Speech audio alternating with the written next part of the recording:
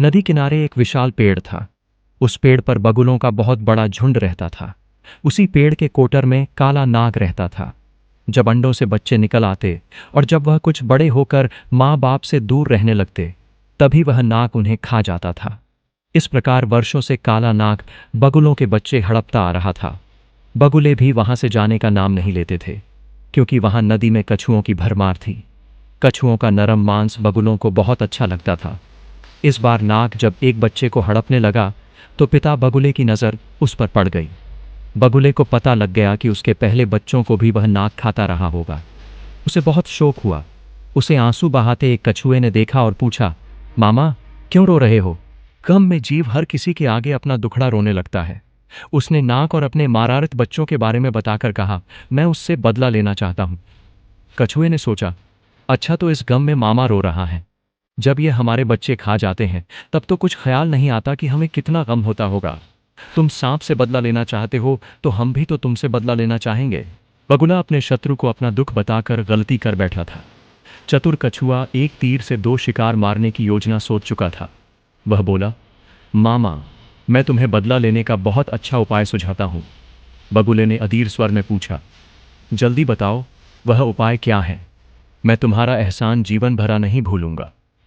कछुआ मन ही मन मुस्कुराया और उपाय बताने लगा। यहां से कुछ दूर एक नेवले का बिल है। नेवला सांप का घोर शत्रु है। नेवले को मछलियां बहुत प्रिय होती हैं। तुम छोटी छोटा मछलियां पकड़कर नेवले के बिल से सांप के कोटर तक बिछा दो। नेवला मछलियां खाता खाता सांप तक पहुंच जाएगा और उसे समाप्त कर देगा। बगुला बोला, तुम जरा मुझे उस नेवले का बिल दिखा दो। कछुए ने बगुले को नेवले का बिल दिखा दिया। बगुले ने वैसे ही किया जैसे कछुए ने समझाया था। नेवला सचमुच मछलियां खाता हुआ कोटर तक पहुंचा। नेवले को देखते ही नाग ने फुंकार छोड़ी। कुछ ही देर की लड़ाई में नेवले ने सांप के टुकड़े टुकड़े कर दिए। बगुला खुशी से उछल पड़ा।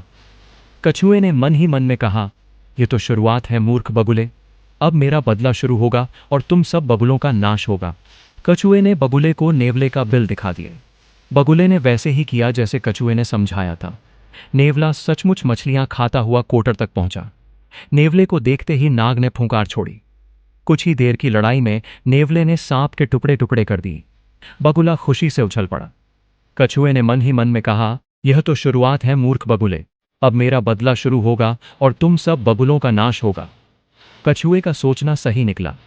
नेवला नाग को मारने के बाद वहां से नहीं गया। उसे अपने चारों ओर बगुले नजर आए, उसके लिए महीनों के लिए स्वादिष्ट खाना।